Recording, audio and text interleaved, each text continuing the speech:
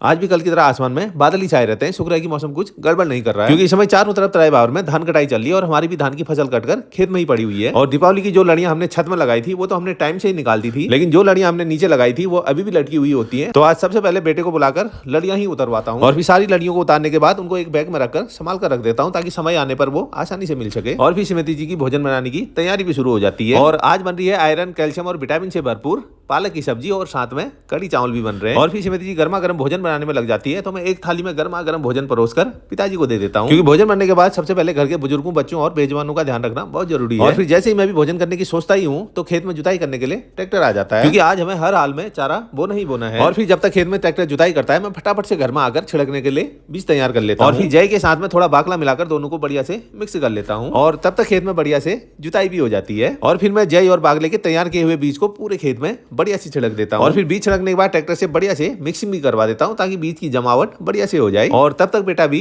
Tuition पढ़कर आ जाता है, और घर आते ही उसको लाल प्यार से पुचकार करके अपने साथ खेत में ले जाता हूँ, क्योंकि ट्रैक्टर से जुताई तो बहुत बढ़िया हो जाती है, लेकिन औने कोने भी बहुत ज्यादा छूट जाते हैं। इसीलिए दोनों बाप बेटे मिलकर पहले फावड़े से सारे औने कोने बढ़िया से खोद देते हैं, और फिर खेत में जितनी भी घास होती है उसको बढ़िया से बीनकर एक साइड में डाल देते हैं। और फिर लास्ट में दोनों बाप बेटे मिलकर खेत के बीचों बीच एक बड़ी सी मजबूत सी मेड़ भी बना देते हैं, ताकि पानी लगाने में आसानी रहे। और अब एक आध दिन बाद इसमें पानी लगाने के बाद बरसीम छिड़क देंगे। राधे राधे।